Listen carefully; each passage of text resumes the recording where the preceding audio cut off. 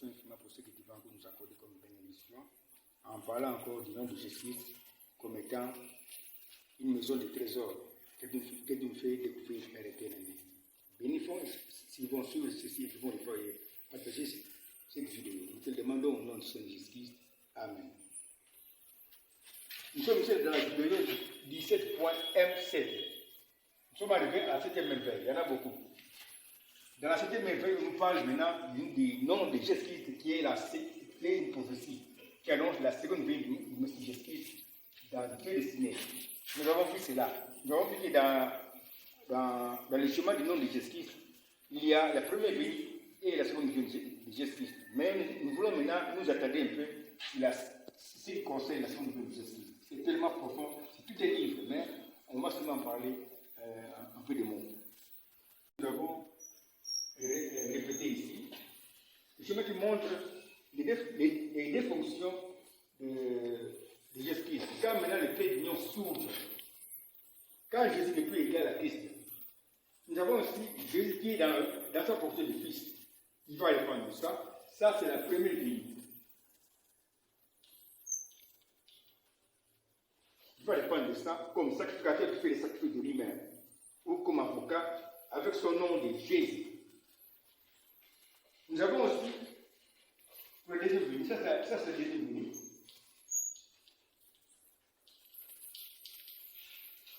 Nous avons la promesse de la seconde venue du Messie. Mais comme son Père, Christ dans la seconde venue, revient comme son Père éternel, qui est l'ange du jugement et le juge suprême, qui va dévoiler tous les mystères qui étaient cachés avec son nouveau nom.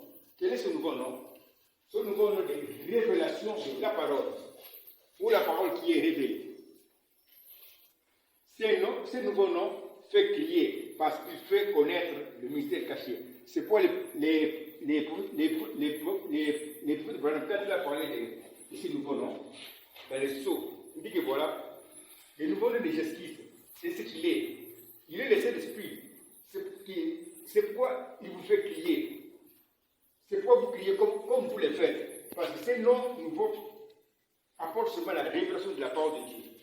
C'est le nom que porte Christ à sa seconde venue, quand il revient comme l'enseignant. Or, pour confirmer que Christ revient dans la seconde venue comme le Père éternel, qui sera juge, Christ lui-même en parle ici dans Matthieu 16, 27. Il dit ceci: car le Fils de l'homme doit venir dans la gloire de son Père, avec ses anges, et alors il rendra à chacun ses œuvres, selon ses œuvres. C'est-à-dire, il sera juge. Je viens donc comme juge. Maintenant, si vous étudiez maintenant la parole bien donnée ici, parce que les apôtres savaient très bien que le Messie, Christ, le Messie, Jésus, c'est lui le Messie. Mais ils ne savaient pas qu'il était le signe de l'unité. C'est quelqu'un qui parle parfois en signe de l'unité, en utilisant, disons, le signe de l'unité. Nous allons maintenant étudier la phrase ici qu'il a donnée. Le Fils de l'homme viendra dans la gloire de son Père.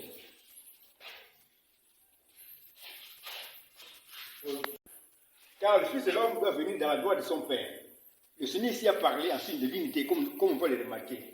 Il y a dans cette phrase trois noms bien différents. Le Fils de l'homme, la gloire et aussi son Père.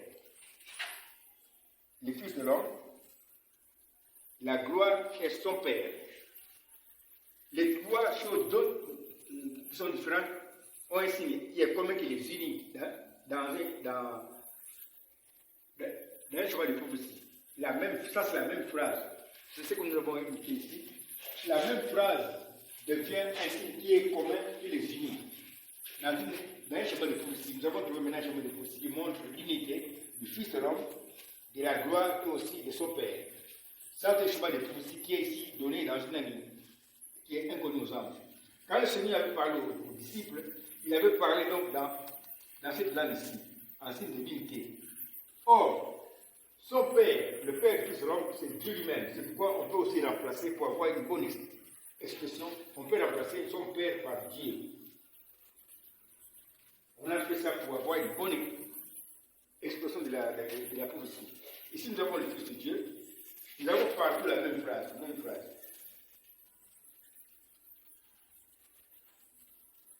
La même phrase est ici un signe de liaison, c'est-à-dire un signe qui est commun avec trois choses qui sont différentes. Je répète ici on a remplacé son père par Dieu, parce que le père est Christ, l'homme, c'est Dieu lui-même. Maintenant, on peut lire la prophétie qui est donnée ici dans l'inconnu. Le Fils de l'homme, suivez-moi de très près, le Fils de l'homme doit venir.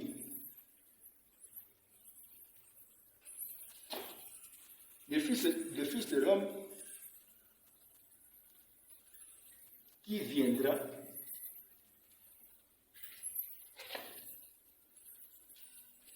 sera la gloire ici, révèle seulement la gloire.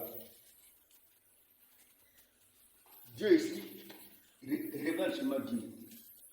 Je répète ici, le Fils de l'homme révèle le Fils de l'homme. Le Fils de l'homme qui viendra sera la gloire de Dieu. C'est lui-même qui m'a enseigné ceci. Le Fils de l'homme qui viendra sera la gloire de Dieu. C'est-à-dire l'ange du Seigneur.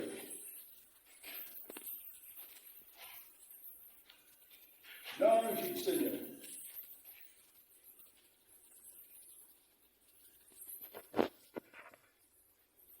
Quand il s'est dit aux disciples que le Fils de l'homme doit venir dans la gloire de son Père, il voulait seulement dire ceci, que celui qui viendra, c'est mon Père.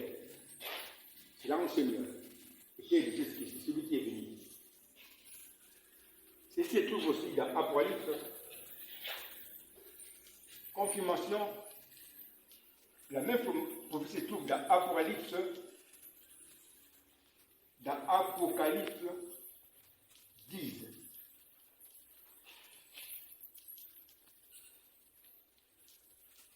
Il y en a partout, mais je pense que c'est qui est simple. Apocalypse 10, 1 dit ceci. Je vis un autre ange poussant qui descendait du ciel, enveloppé d'une nuée. Au-dessus de sa tête était l'arc-en-ciel, et son visage était comme le soleil, et ses pieds comme des cônes de feu. Pour étudier la mieux, on passe par la partie qui me concerne maintenant. Son visage était comme le soleil. On parle de son visage. Et ses pieds comme des cônes de feu. Nous avons ici deux parties qui sont différentes. Son visage comme le soleil et ses pieds comme des cônes de feu. Les deux parties sont bien différentes, mais celui qui a créé ce film, celui qui a créé ce texte-là, regarde toujours un signe qui est commun aux choses qui sont différentes. Son visage comme le soleil et ses pieds comme ce sont des choses différentes, mais qui appartiennent au même ange. C'est pourquoi c'est dit ici, le même ange déjà un signe de liaison qui unit son visage et aussi ses pieds. Nous avons trouvé maintenant un chemin de prophétie qui montre clairement que le même ange est devenu un signe de liaison, un signe qui est commun, qui unit son visage et aussi ses pieds. Or, quand nous regardons ce chemin ici, on nous parle de son visage comme le soleil et de ses pieds comme des cônes de feu. Son visage révèle seulement sa tête. Ce point on met ici, on peut reprendre sur le chemin autrement et mettre seulement ici sa tête, comme le soleil.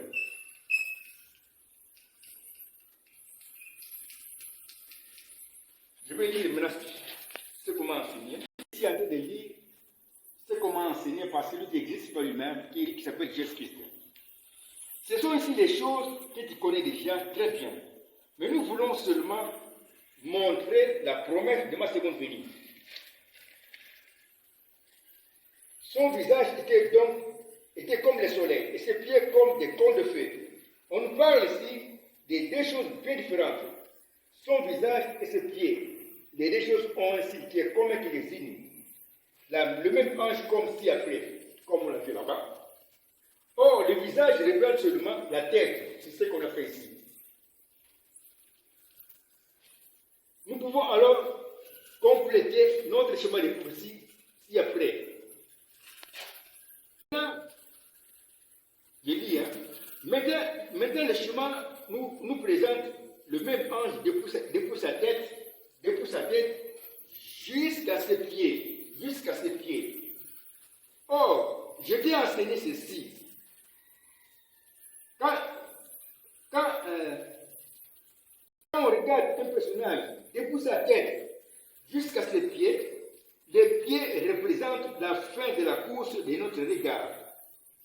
Dans ma pensée donc, les pieds représentent le temps de la fin ou le 7e jour de l'Église.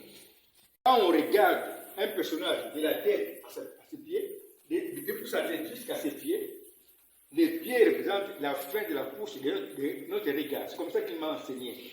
C'est pourquoi les pieds représentent alors la fin, c'est-à-dire le 7e jour de l'Église. Pour compléter notre chemin de prophétie, que tu connais déjà comme si après. Le chemin.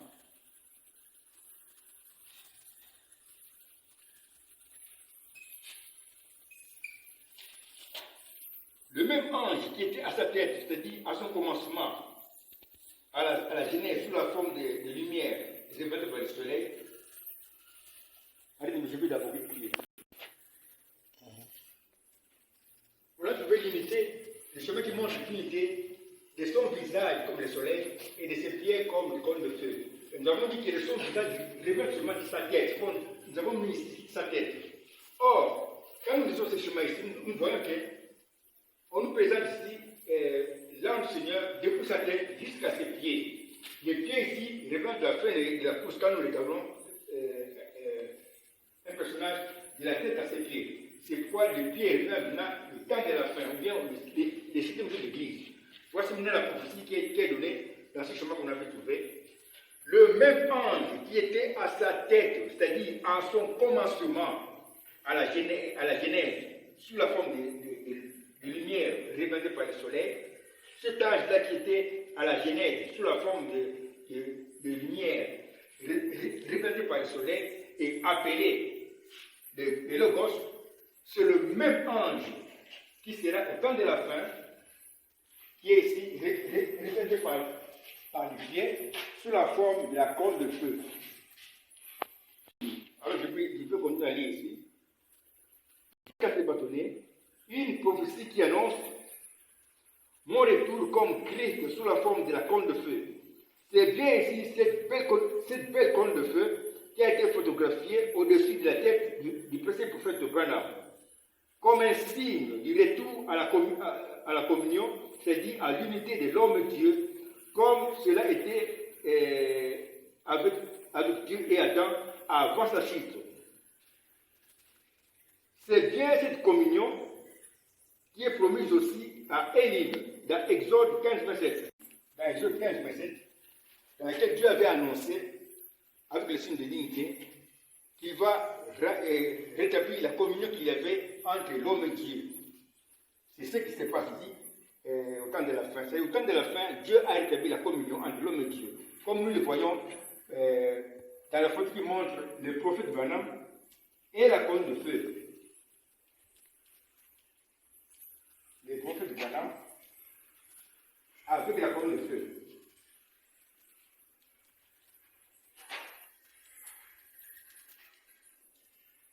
Avec la colonne de feu.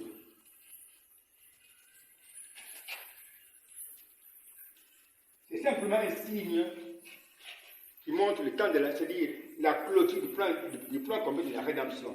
Dieu est venu rétablir la communion qu'il y avait entre l'homme et Dieu avant sa chute. Je révèle comme mon ange. C'est pourquoi moi qui t'enseigne et qui suis le signe de l'unité, pour mieux comprendre mon enseignement sur la seconde venue du Messie, je t'ai parlé de 3 arts. Comme mon ange. C'est pourquoi moi qui t'enseigne et qui suis le signe de l'unité, pour mieux comprendre mon enseignement sur la seconde venue du Messie, je t'ai parlé de 3 arts.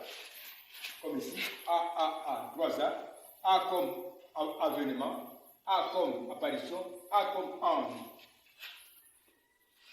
Nous avons alors cette prophétie simplifiée qui nous montre ce que j'ai promis dans ce schéma. Nous avons ceci.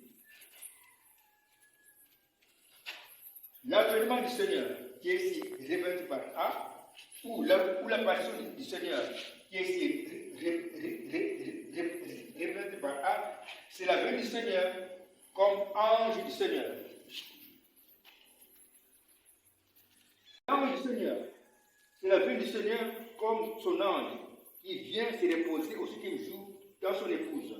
Comme cela a été promis dans Matthieu 19, 27. On nous montre que quand Christ revient dans la seconde venue, il sera son ange. Et comme il sera l'ange, il viendra se reposer au 7e jour de l'Église, parce qu'il va accomplir la promesse de la loi du sabbat, qui dit que voilà, Dieu va se reposer au 7e jour avec son peuple. Quand maintenant il descend dans son peuple, c'est ça la seconde venue de Jésus-Christ, mais sous la forme du Saint-Esprit, dans son Église, dans son épouse. C'est pourquoi, comme cela a été promis dans Matthieu 19, 27.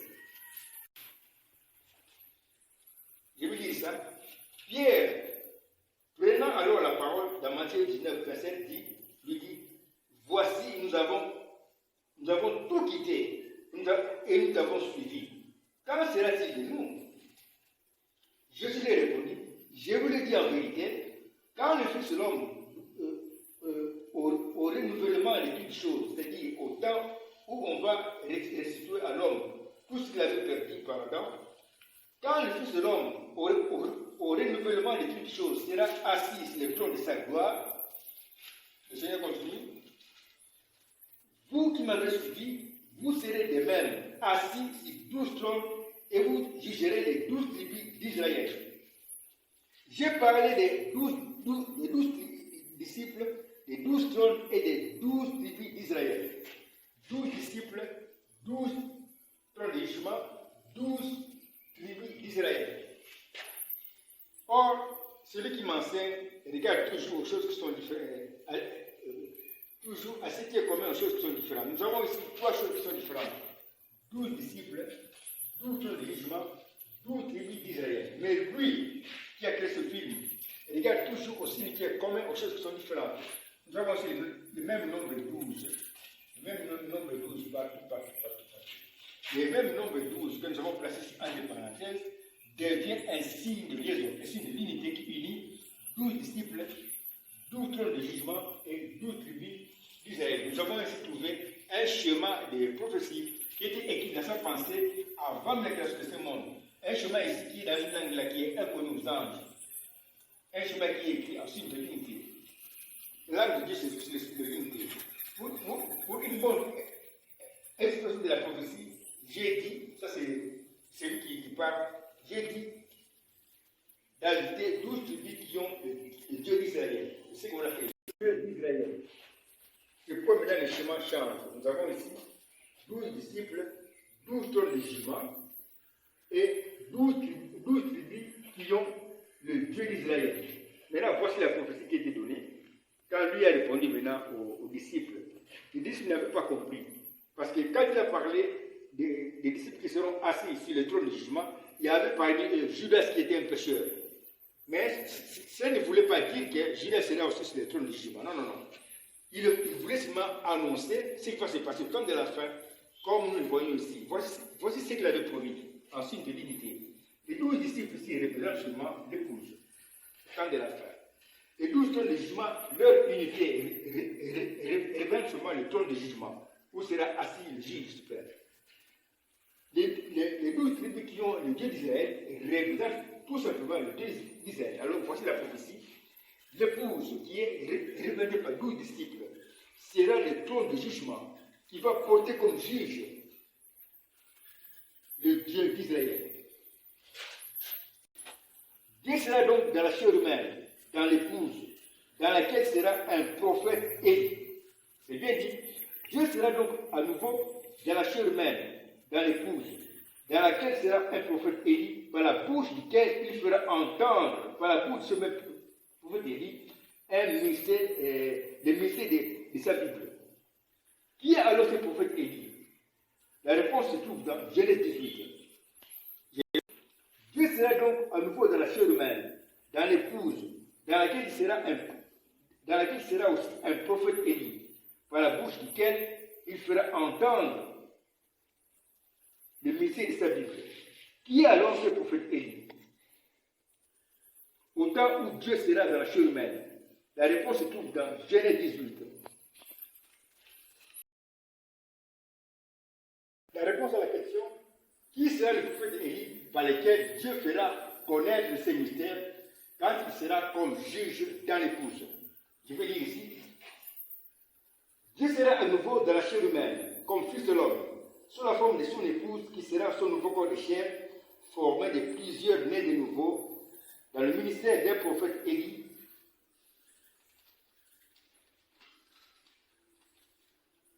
qui était prévu par moi pour préparer ma seconde venue. Dieu sera à nouveau dans la chair humaine. C'est bien ici le mystère de Dieu que j'ai promis dans Apocalypse 10, 1 à 7.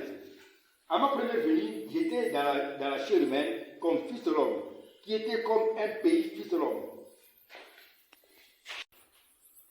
Je continue à lire. Dieu sera à nouveau dans la chair humaine. C'est bien ici le mystère de Dieu que j'ai promis dans Apocalypse 10, 1 à 7.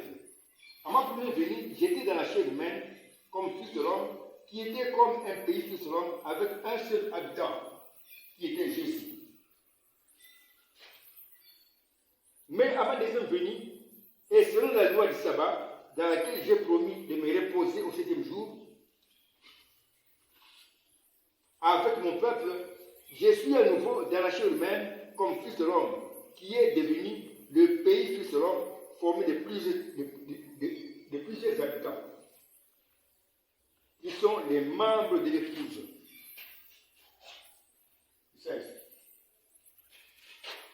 Que je vais alors enlever dans ce temps de la fin, par ma propre voix de sept tonnerres, qui est tout simplement la voix du Fils de l'homme, qui a parlé par la voix très simple de l'unique prophète Élie prévu pour préparer l'épouse.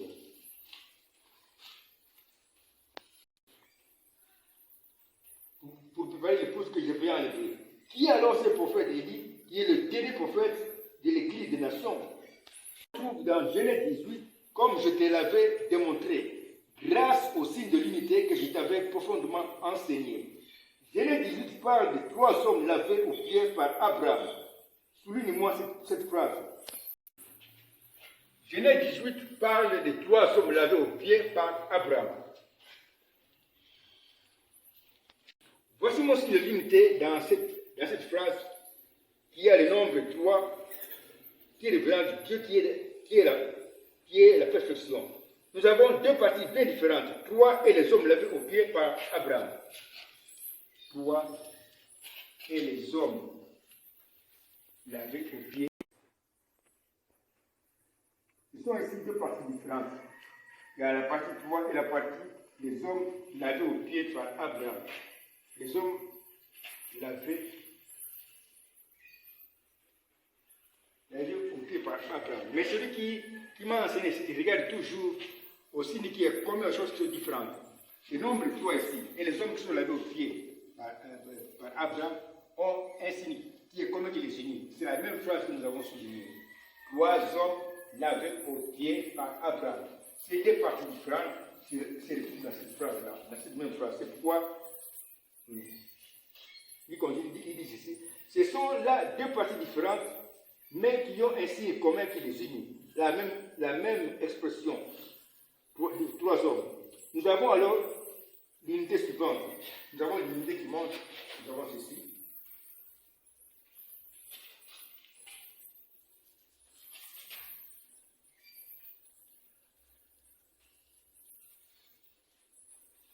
Nous avons trouvé un chemin de réponse ici. Mais je mets ici la même expression ou même phrase. Hein.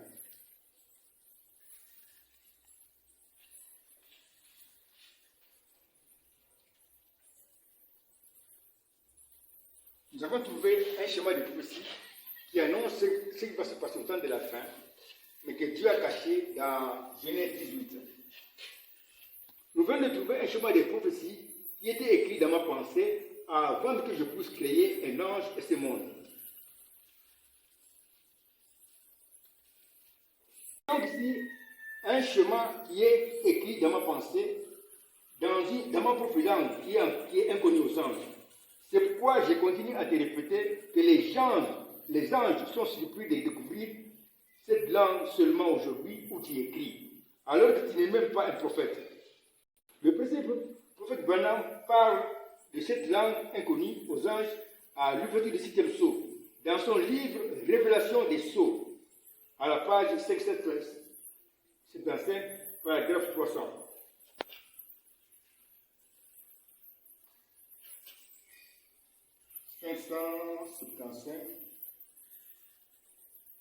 Paragraphe 300. Dans le livre, ça c'est moi qui note, pour aider s'il veut dire, dans le livre Révélation des sceaux.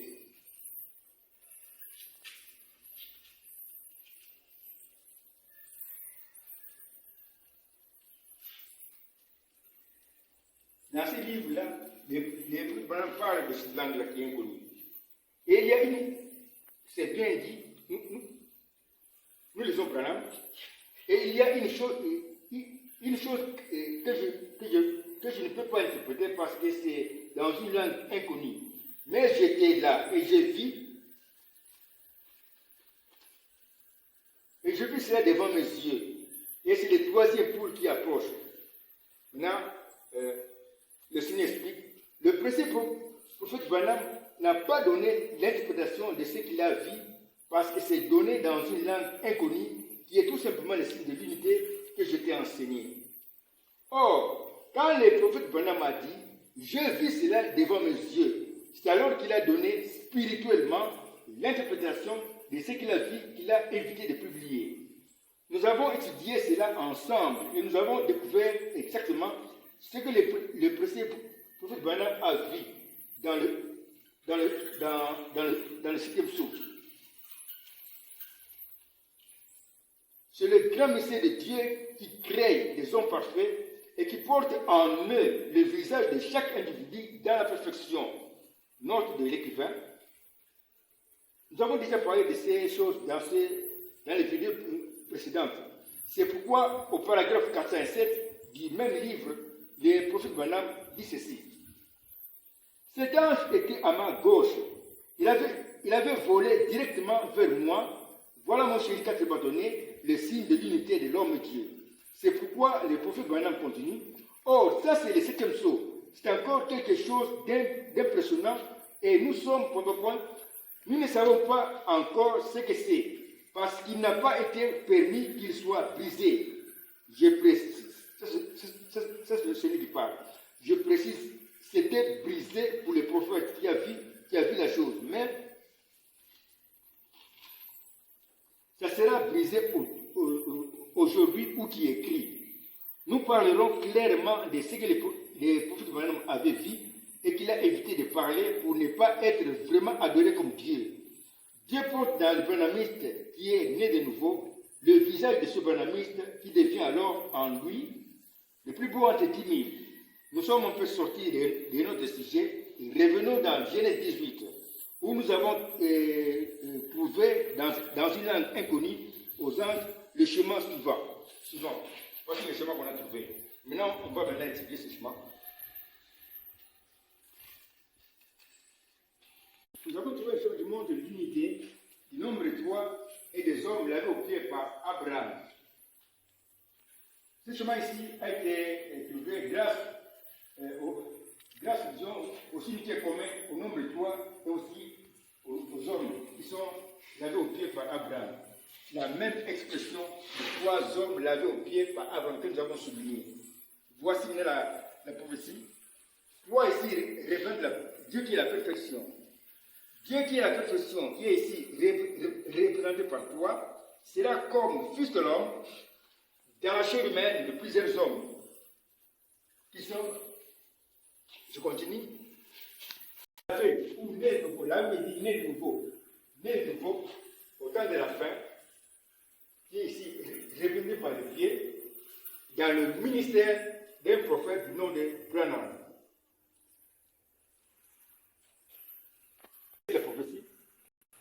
Dans la chair humaine de plusieurs hommes qui seront, je viens ici, qui seront lavés, ou né de nouveau, tant de la fin, qui est ici révélé dans le ministère d'un prophète du nom de Branham.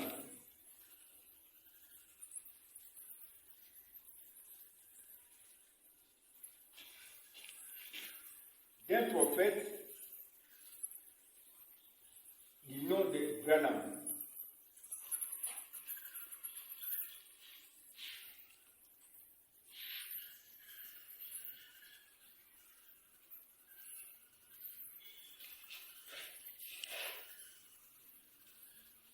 Qui est représenté par Abraham. Pourquoi? Parce que les deux noms qui sont différents, Abraham et Branham, ont un signe qui est commun qui les unit. Le même nombre de 7 lettres. 1, 2, 3, 4, 7 pour Abraham. 1, 2, 3, 4, 5, 6, 7 pour Branham. La même terminaison, H-A-M. H-A-M ici, H-A-M. C'est pourquoi dans la prophétie, c'est-à-dire dans Genèse 18, quand nous voyons l'acteur Abraham tourner son film créé par Dieu avant la création de ce monde, il était en train de tourner le film sur Branham. Le prophète Branham, c'est lui qui aura le ministère qui va apporter la véritable nouvelle naissance. C'est pourquoi les hommes seront lavés et nés de nouveau dans son ministère.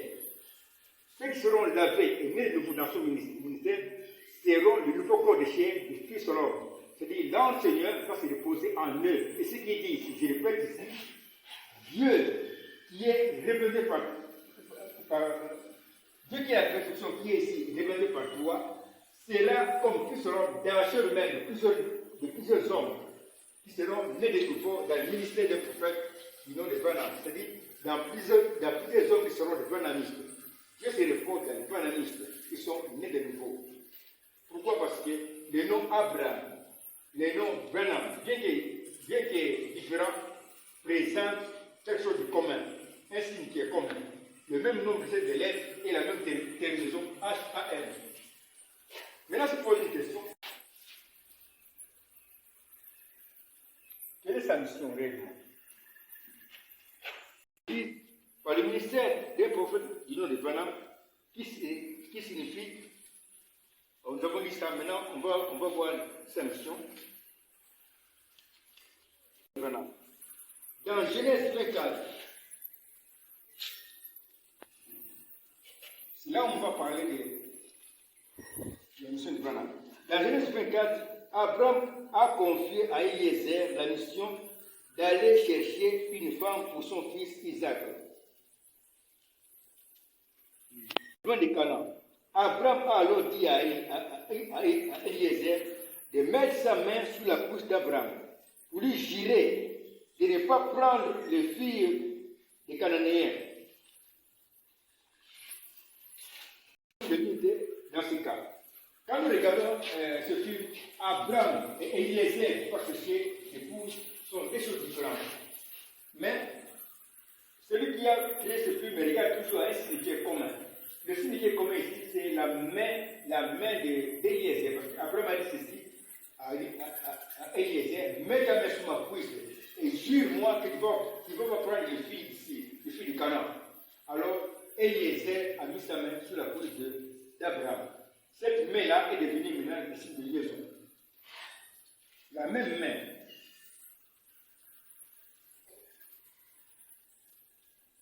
D'Eliezer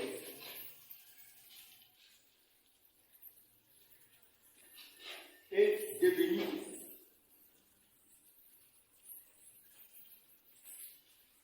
un signe de liaison. Un signe de liaison de l'unité qui a uni alors Abraham et Eliezer.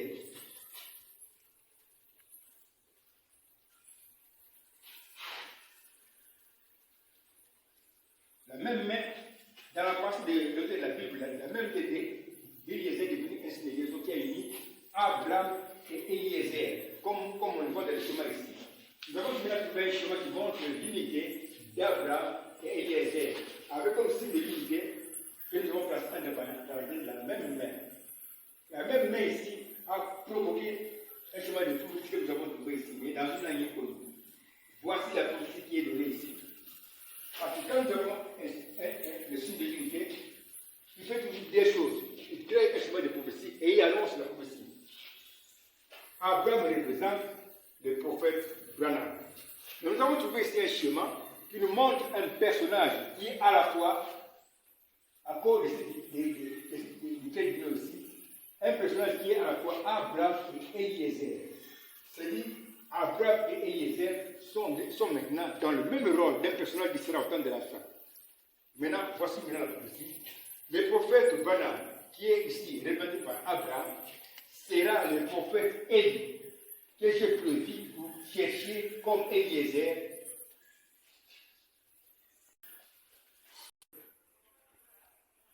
Que je vais enlever.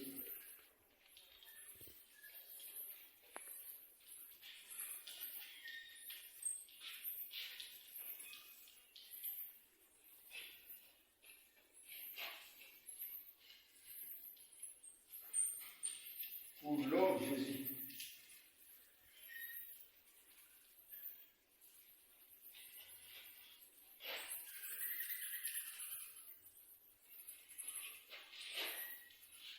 Qui est ici représenté par Isaac.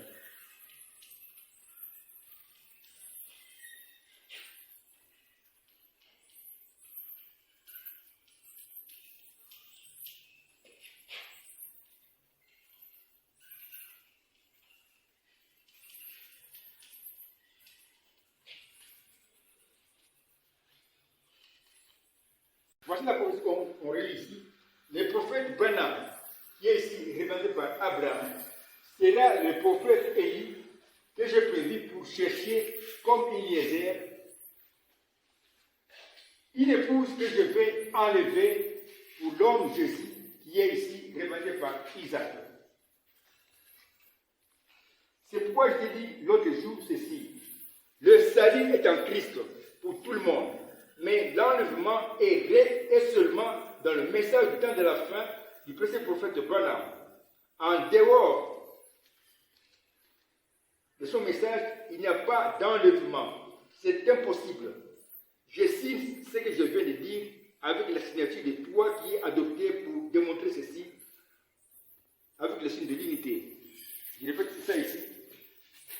Je signe ce que je viens de dire avec la signature de toi qui est adopté pour démontrer ceci avec le signe de l'unité. Ça dit 4 bâtonnets. Dieu a signé à ma place.